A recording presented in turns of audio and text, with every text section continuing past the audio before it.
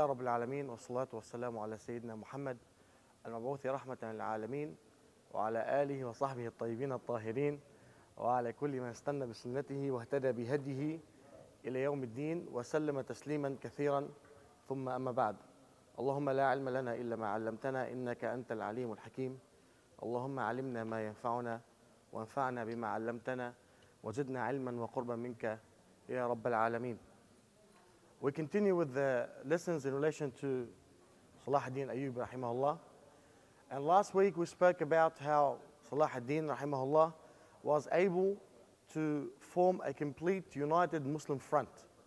And we spoke about the different battles they had to lead and the different confrontations they had to face in order to make sure that the Muslim world, especially back at this time, especially in the Middle East, has been united all the way from Egypt down to Damascus in Syria, up to Aleppo, and then down to Al-Mosul in the north of Iraq. And by this, Salahudeen rahimahullah, يا أخي خلاص leave as it is, don't play with it. طيب خير إن شاء الله. طيب. Is it better now? Is it echoing now? All right, yalla, keep talking about it. I'm going to do بجنها.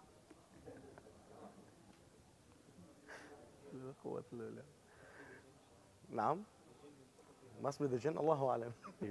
And we spoke about that the last battle that Salahudeen rahimahullah had was when he besieged Al-Mosul for the third time, and how the Khalifa sent al-Qadim Shaddad rahimahullah, and how they actually came to the agreement. And we mentioned some of the terms of this agreement, which is that Salahudeen rahimahullah is to leave Al-Mosul to Saifuddin Ghazi II, and also to leave Halab under the leadership of Ahmad-Din Zinki II on the condition that they actually give allegiance to him in general, and on the condition that they provide him with soldiers, and they provide him mainly with what he needs for his warfare in relation to metal and trees and so forth and food in his jihad against the Crusaders. And upon these conditions, and one thing actually I forgot to mention last week, is that after the agreement was signed between Salahudeen Ayyubi rahimahullah and Saifuddin Ghazi II and the other members of the Zingi family, he actually was very generous with them and refused to let them go until he actually gave them an abundant amount of gifts, so he can ensure that there is nothing in the heart towards him. And what happened at this particular stage, as we said, is that Salahudeen became very ill with an illness that no one was able to cure, and that doctors were not able to help him in relation to it. And that's when we see that the pious companions and the pious ministers around the person, around the leader, are sometimes more important than the leader himself. Because one of his pious ministers and his main minister, al-Qadi al-Fadl rahimahullah, he suggested to him, he said to him, if you want to be cured from your sickness, then make a vow to Allah subhanahu wa ta'ala. A vow that you fulfill for the sake of Allah, and He'll cure you for that. And then Salahudeen rahimahullah, as we mentioned last week, he vowed to do two things. He vowed not to fight again against the Muslims and to dedicate all his force and life to defeat the Crusaders and to free the land of the Muslims. And he vowed to kill Reynold of Chatillon, the leader of a principality which is called Al-Karak, which is a city in Jordan now. And we're going to talk about why he vowed to kill this particular person, and he did fulfill his vow.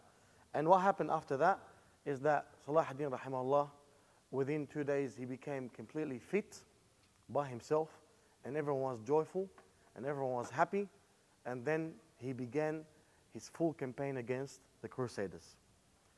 At this particular time, from the mercy of Allah subhanahu wa ta'ala, his decree is that the Crusaders politically were going through a very shaky stage. And Salahudeen, as I mentioned before, he was not only a knight, but he was also a smart politician. So the first thing he did, and of course, because we have only 5 lessons, and that's the 4th, we're actually skipping a lot of details. We're only talking about the main events. But there are a lot of things that has happened during this particular period. What happened is that Salahudeen sent to the leader of Aleppo to sign a peace treaty with Bohemond III, the leader of the Principality of Antioch. Why? Because the Crusaders, when they used to come and attack the Muslims, they would come from either two sides. They would come through the sea, or they would come through Turkey. And Antioch was at the heart of Turkey. And he was able to form his front, and therefore he blocked it completely. And because he wanted to corner them and fight them and kill them within the area of the Sham, he had to make sure that his back is what? Is completely covered. So he said, sign a peace treaty with Bohemond III and tell him that we will not fight him unless he fights us. And he agreed to this agreement, and he signed that treaty. At the same time, Salahudeen Ayyubi, he actually had a couple of peace treaties with a couple of the Italian cities through which the Crusaders, because the Crusaders were mainly formed from the German and the French and the English, that I am willing to enter into commercial transactions with you, commercial agreements with you, on the condition that you don't assist them against who? Against me. So what was he doing? He was playing a very smart political game. He was trying to make sure that his enemy is completely cut off from the mainland. That's one. And second, even if they were to get help from the mainland, this help will be what? Will be very much reduced. And he said to the Italian cities, and back then sailing was something that is very important, I will allow you to bring your products and to sell them in my country on the condition that you don't aid the Crusaders against me. At the same time, in the kingdom of Jerusalem, which was the main kingdom in the European and the Christian world, they were having a lot of problems over leadership. Baldwin V was sick, was very sick, and that's the man that you see that was sick with leper in the movie Kingdom of Heaven, the one that was wrapped all the time. His name was Baldwin V. He was very sick, and he was on his deathbed. And the princes of the Crusaders were all fighting, as was their habit, who will be the person to take over his position and become the next king. And he died. And the heir for his kingship was meant to be the son of his sister, Sabella. And then the guardian of the son was Richard III, who was the leader or the prince of Tripoli. And then that's when there was a conflict between who? Between two parties amongst the Crusaders. You had Guy Lusignan, who was actually French, and who was married to the sister of Baldwin V, Sabella, who was interested in becoming what? A king. And you had Richard III, who was the leader of Tripoli, who was also interested in becoming what? A king. So they were conflicting amongst each other. Salahudeen, he played a very nice game. He actually began to infiltrate and to influence their politics. So he began speaking with who? With Raymond III. And he said, if you become the king, I'll accept you. I'm willing to enter into a peace treaty with you as long as you don't fight me. If you don't fight me, I will not fight you. Raymond III, of course, is not happy with what's happening. He wants to ensure that his side with Salahudeen is what? Is also protected. And that's how politics is. That's how politics play. Your enemy is not always interested in fighting you because he might have something else that is more important to look after. So he agreed to enter into this agreement. However, Raymond III was not very lucky. The princes and leaders of the Crusaders, or the different battalions of the Crusaders, like the Knight Templars and the Hospitallers and different ones, they all, and Reynold de Chatillon, the leader of the Principality of Karak, they were all under and behind Guy Lusignan, the husband of Sabella. And therefore what they did, they played a game. And they said, no, instead of the son, we'll put the wife as the what? As the queen. And she becomes the queen of the kingdom of Jerusalem. And then what happened after that is that she said, I am not able to fulfill the duties of the kingdom as I should. My husband is more what? Is more suitable for this position, and therefore the kingship of Jerusalem, which was the main kingdom in the Christian world, was given to who? Was given to Guy Lusignan, and Raymond III lost his battle for leadership. And they ended up in a very, very strong conflict amongst them. At the same time, Salahudeen, rahimahullah, what he was doing is that he was actually having a full campaign in terms of his military preparation, calling on Muslims, gathering Muslims from different regions, preparing his warfare, preparing himself to enter into what? Into the battle, and he's planning for this particular battle, which is to take over all the cities, which is on the coast of Asham, down to Palestine, and then capture Jerusalem.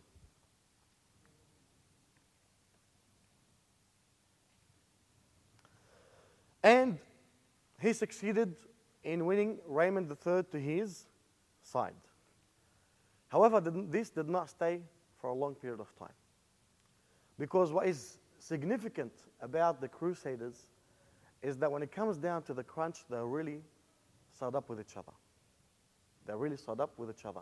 And even though Salahudeen rahimahullah was able to actually influence the political game within the courts of the Christian world or the Crusaders world, he was not fully able to benefit from that as far as he wanted. But at least what he achieved is that he actually fed on the personal conflict that began to exist between them.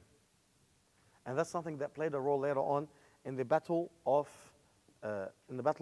Hattin. Let's go back now to Reynold of Chatillon. And why did Salahudeen vow to kill him? And why is he so much hated by Salahudeen and the Muslims? Reynold of Chatillon, they say that he's from a French origin.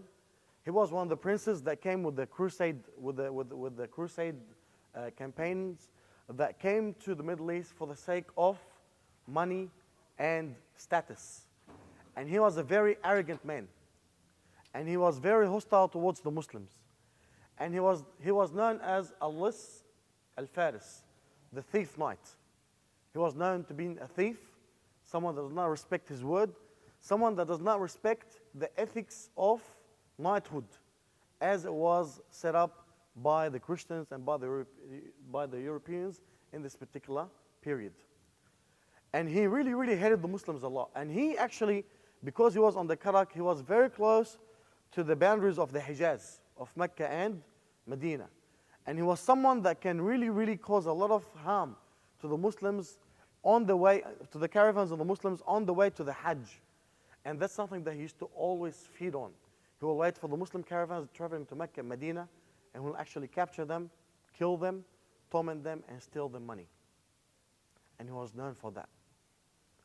And what happened is that during this period, and before, as Salahudeen rahimahullah was working on uniting the Muslim front, he also intended to attack Mecca and Medina.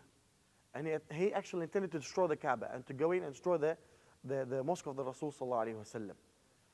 But Salahudeen was able to send a small battalion that actually blocked him, and the circumstances did not help him. So he got scared because of this battalion, and then he went back to his hall. What happened is that Reynold Chatillon, because he's as stupid as he is, he made his second or he made his last mistake. And that was the straw that broke the back of the camel. In this particular period, Salahudeen was strong. The Muslims are united. And Salahudeen is waiting for a chance to do what? To attack.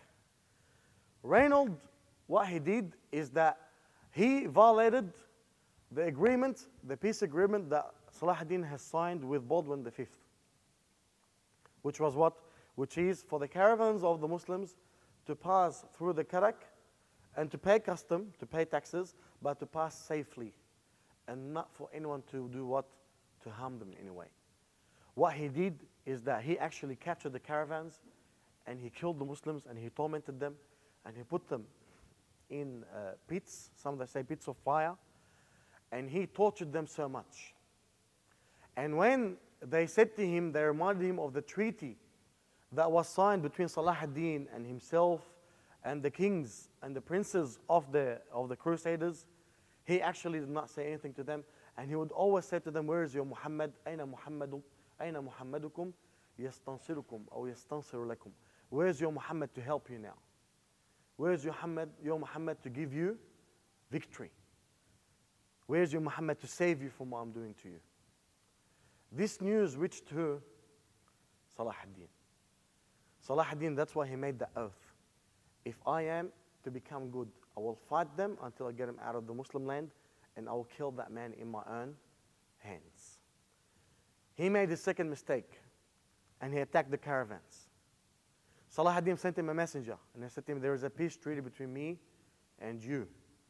He refused to actually even meet the messengers of Salahudeen. And then Salahudeen sent messages to Guy, the new king. And he said, there is a treaty between me and you. And one of your princes has violated it and has breached it. You should discipline him. And you should free the Muslims and return all the money that was taken from that caravan. Guy tried to do so. But Reynold was so arrogant is that he even refused to listen to what Guy had to say. And that was what?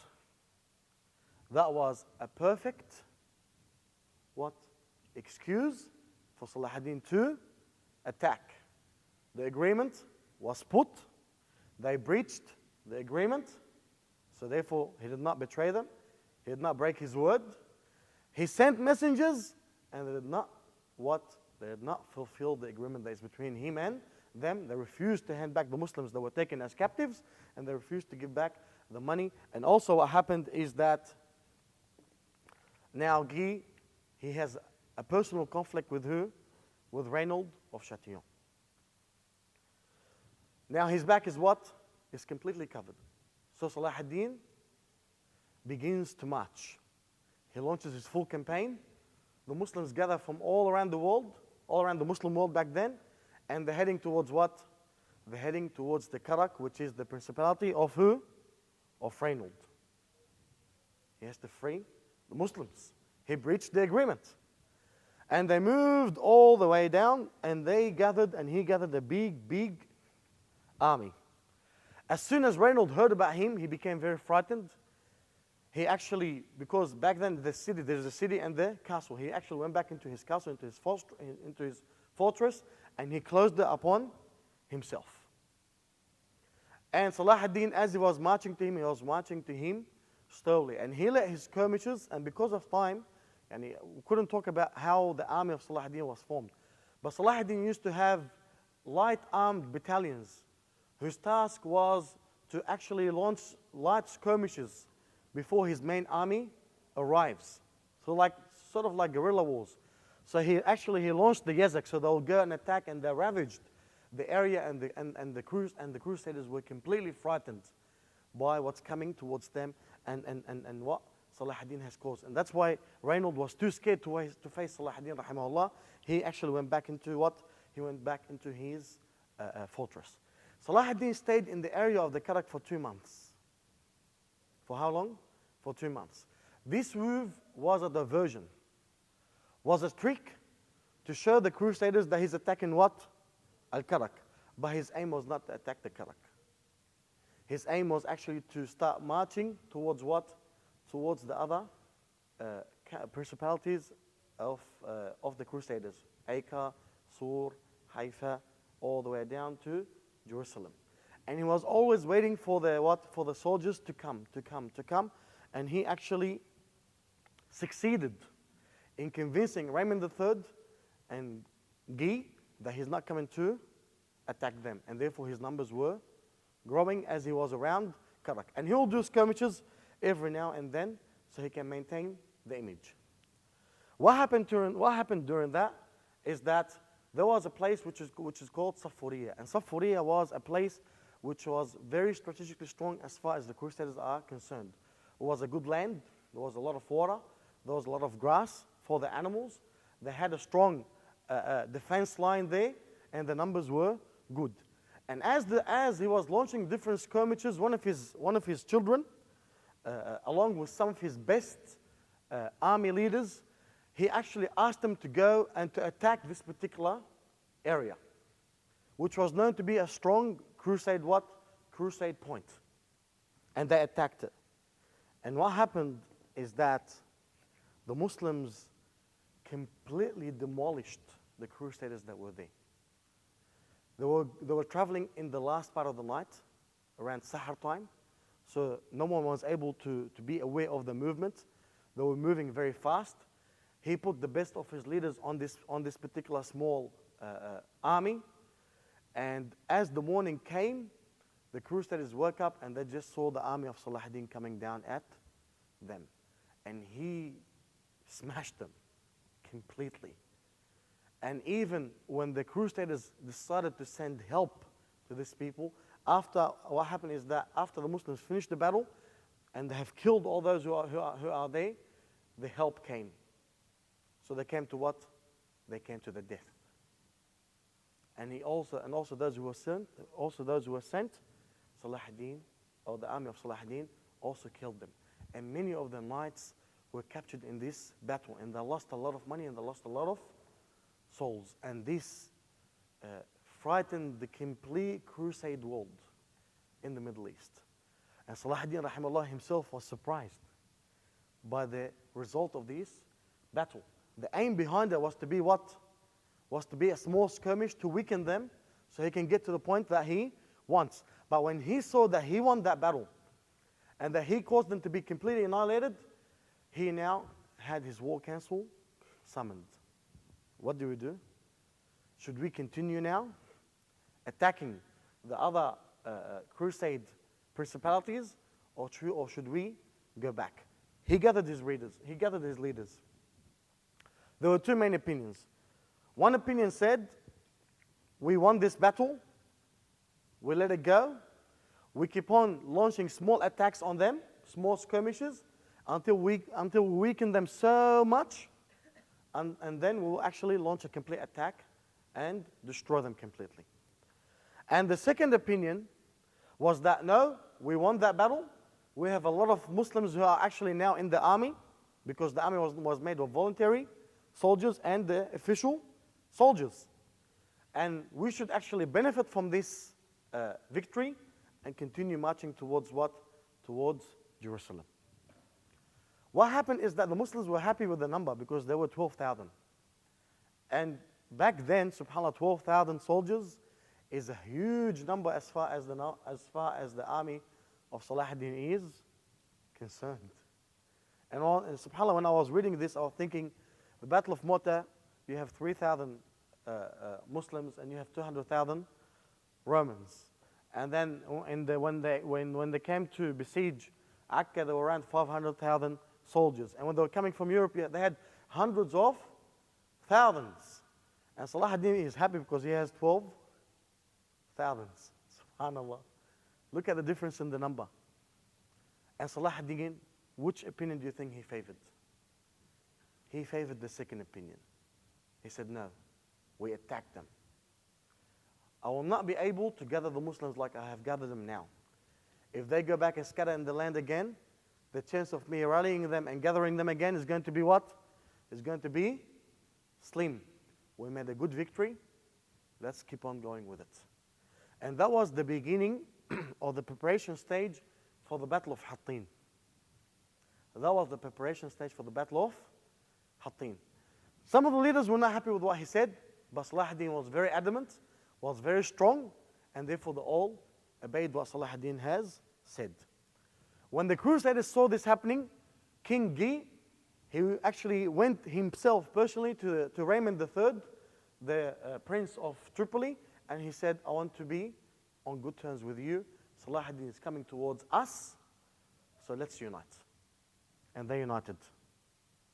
And that's why it's good. What Salahudeen has done is good, but did not go all the way. Because Raymond III still, at the end of the day, joined the rows of who?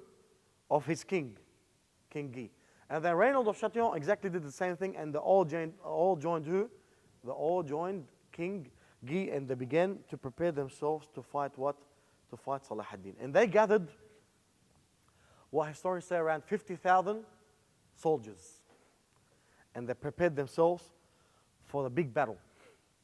And they decided to take the Holy Cross, which is a very big, broadened cross that continues fragments of what the Christians call the true cross, which is the true cross that Jesus, according to their claims, has been crucified on. And they believed, and the Christians would always seek strength through holy relics. So what they did, if we take out that cross, with the fragments of the true cross, then victory is what? Victory is ours. Salahudeen knew about the fact that they came and they gathered in way in Safuriya. So what did he do? He said, if I'm going to attack them there, then I'm going to attack them at a point where they are strong. I made one victory there, I'm not going to lose it. So what he began to do is that he began to tease them. To tease them militarily. Meaning what? He will send small guerrillas and they'll attack them so he can draw them to him. And he will attack and hurt them. And then what? To make them get angry and follow him. So they'll attack and go back. Attack and go back in order to withdraw them to the place that he wants. Of course, the Christians, they were not all dumb. Raymond III said, Salahudeen is trying to pull us out. We should not fall into his trap. And they did. They did not fall into his trap. So Salahudeen decided to do something else. What he did is that he attacked the city of Tabariya, or it's known as Tiberias in English, which belongs to who? To Raymond III. He attacked it, he went through the city, and he got to the castle of the city. And the wife of Raymond III was in the castle. The Crusaders were completely enraged, because Salahudeen now has heard him in a place which is very hard.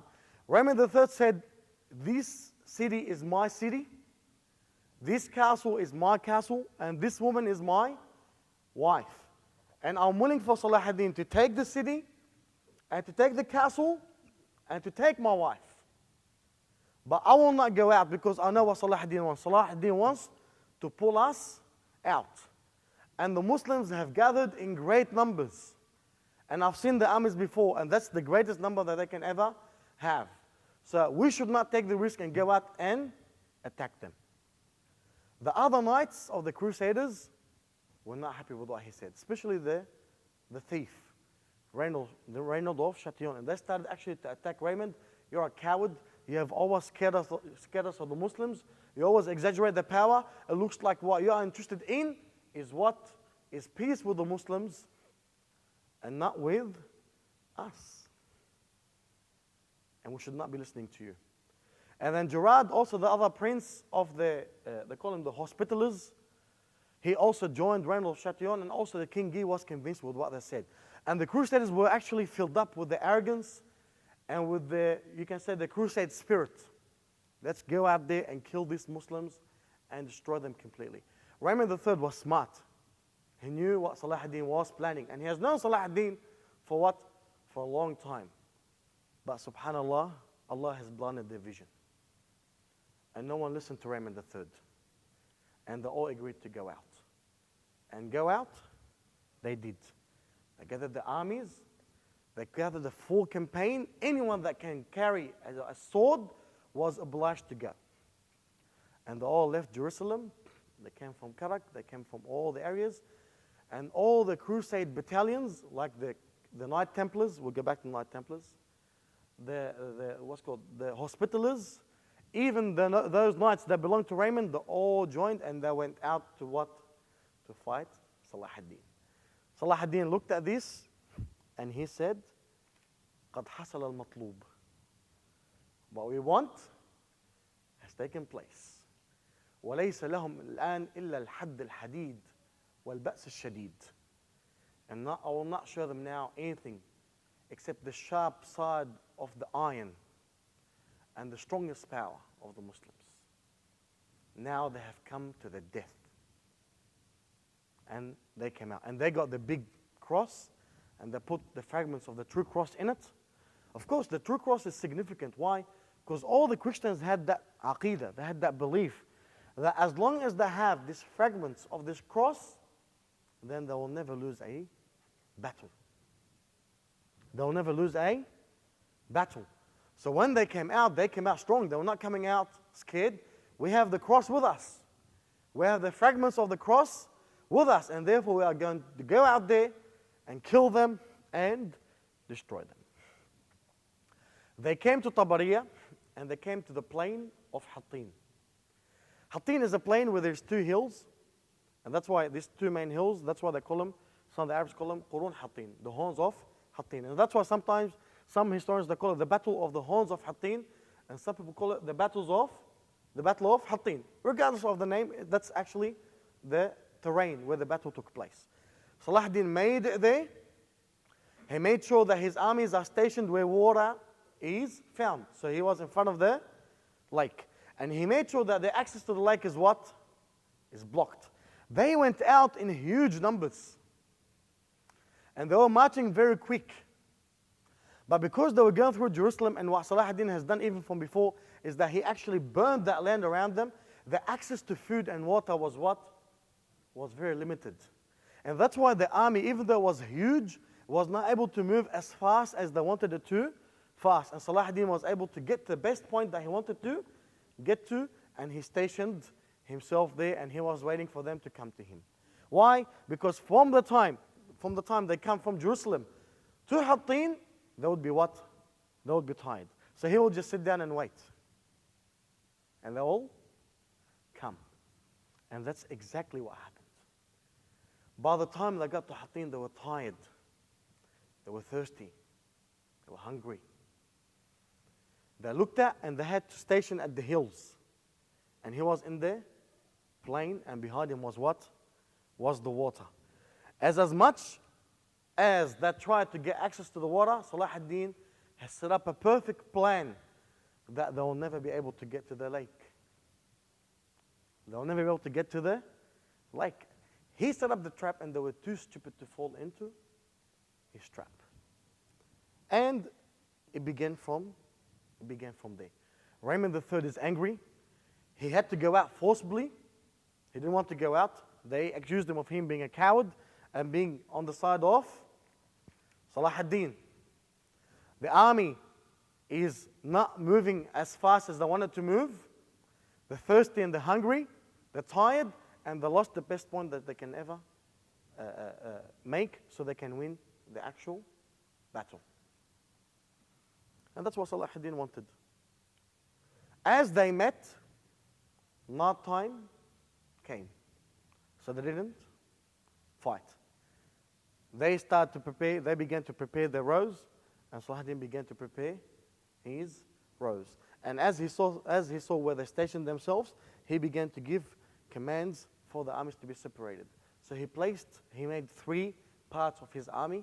The right part of his army was under the control of his son, and the left was under the control of Chaker, one of his main soldiers, and the heart was under his control. And he said, let's wait for them to come. Morning came, and they began the attack. And the two armies met. The Muslims fought very hard, but of course the Muslims, they fight. The war was not easy because they are actually at what? At a hill. So the Muslims have to do what? Have to go up to them. So it's not easy. So the Muslims attacked, the first attack, and they were fighting very, very fiercely, and they were able to break through the rows. But then again, the Crusaders, the Christians attacked again.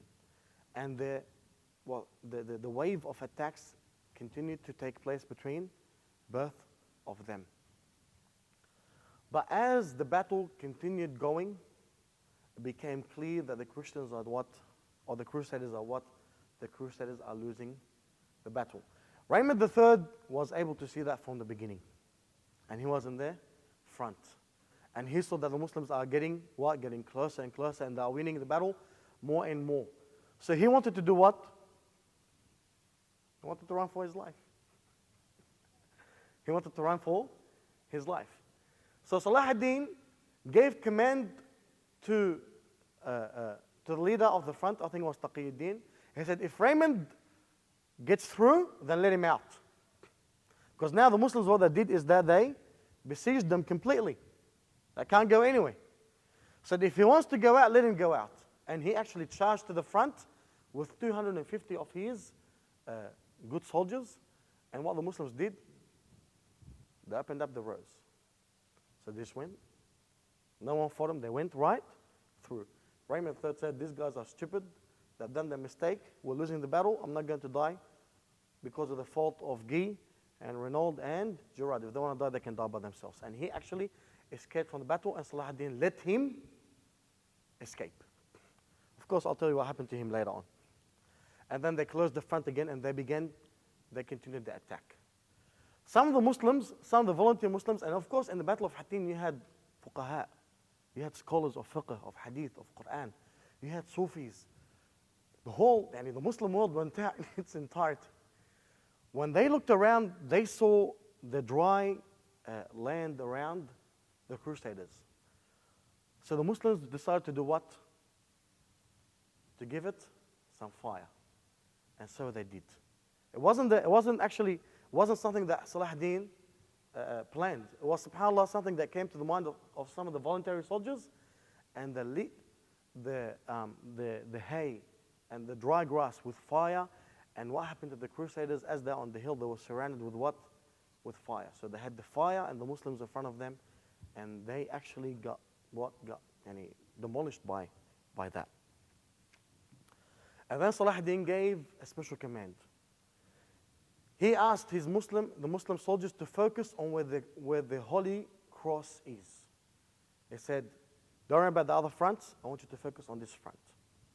Why? Because that's where the Crusaders think that the strength is. That's where the God is. So if he breaks that, then what will happen to them psychologically? They'll be completely shattered, and the Muslims did so. He said, focus on where Salib al-Salabut is put, where the Holy Cross is actually placed. And they did, and they attacked, and they actually killed them, and they got the cross. Of course, the Crusaders, this war was a religious war. The Crusaders were shocked. This cross carries the fragments of where our God, Allah forbid, Jesus has been crucified. This wood has touched him. And therefore we could never and we should never lose a battle where parts of our God is with us. Allah forbid. That's why in Islam, our hearts are always clinging to who? To Allah subhanahu wa ta'ala. But their hearts were clinging to what? To pieces of wood that they were falsely convinced that Jesus was crucified on. And the Muslims got the Holy Cross. And the Christians were what? Were shattered. We lost the cross. That's the main symbol. That's the symbol of the entire what? Of the entire battle. And from there, they became confused. And Salahudeen continued his attack on them until he got up to the what? Up to the hill, and he actually surrounded the main tent where the king and the main princes were what? Were sitting. Al-Malik al-Afdal, his son, is actually beside his father. That's why in the documentary, the cross and the crescent, there are actually a lot of lies. They say Ibn Shaddad was next to him. That's not right. It was actually his son, Ibn al-Afdal, was next to him. And he said, we won the battle. And Salahudeen said to him, no, not yet. Because the Muslims got to the hill, and they got pushed back again. And then he said, we won and then they went up again. And he said, we won the battle. And then Salahudeen looked at him and said to him, not yet. And then they went third time. And they were pushed again. And he said, we won the battle. And then he looked at his son, and he said, we will not win the battle until that tent falls.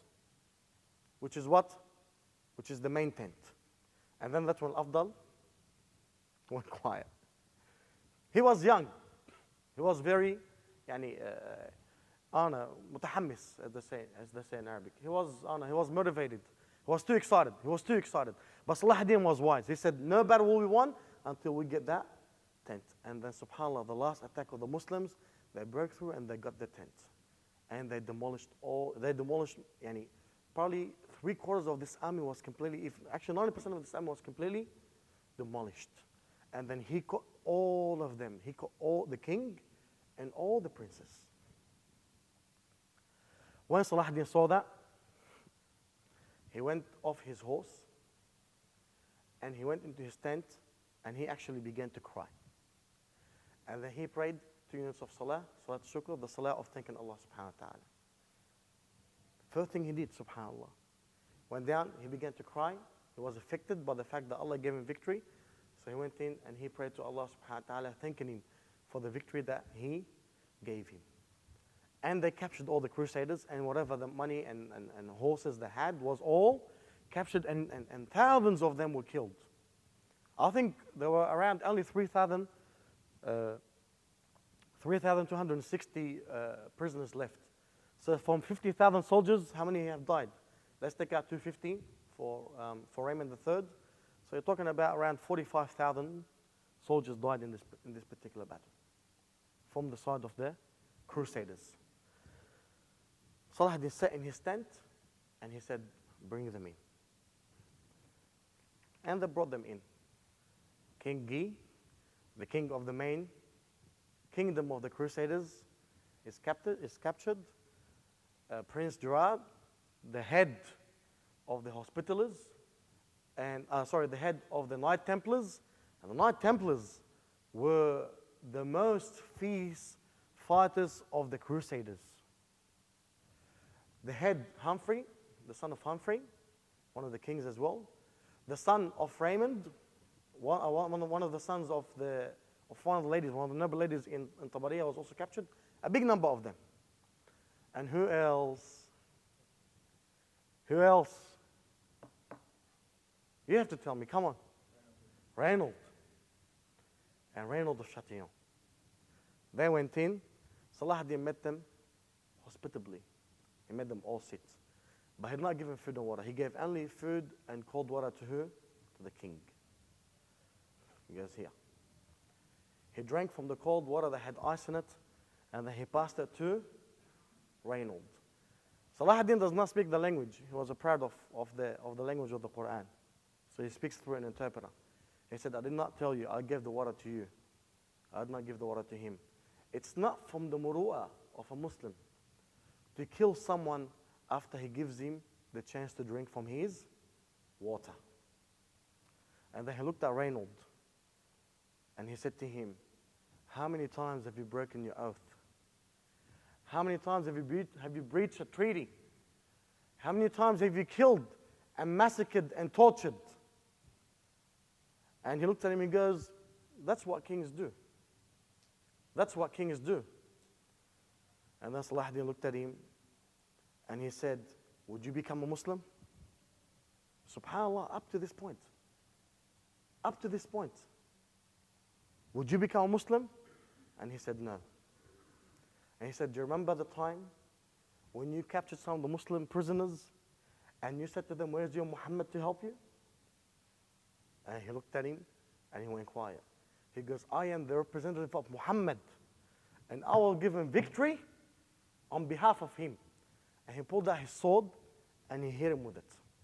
The Christian side says that he beheaded him, but the Muslim historians say that he hit him very hard and he actually chopped his shoulder.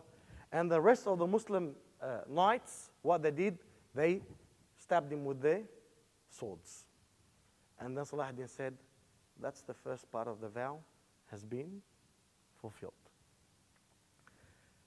This moment, when I was reading about it and I was preparing it, is one of the moments that if this, I believe, Allahu A'lam, if this was the only action, good action that Salahudeen has done in his life, then Wallahu A'lam, Allah will forgive him all his sins for this action.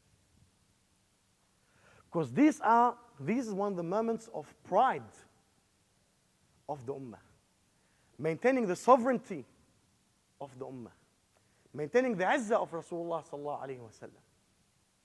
Maintaining the izzah of Rasulullah sallallahu alayhi wa sallam. Do you remember the time when you said to them, where's your Muhammad to help you? I represent him. And I'll show you what I'll do to you. And he killed him. The other princes, the other knights, King Guy was frightened to death. I think some of them say he began to what? To shiver. He began to shake. Even though Salahudeen was merciful and was tolerant, but Reynold was not someone that deserves mercy or tolerance, especially when his insults goes to Rasulullah sallallahu alayhi wa sallam. And Salahudeen was one of the best people, where his aqeedah, alhamdulillah, was so sound in his heart that he knew that his man, whatever, at any cost, he's not a man that can remain alive. Even after he drank the cold water that was given to him by King Gi, he said, I did not permit him to drink the water. If I allow him to drink the water, then I'll give him what?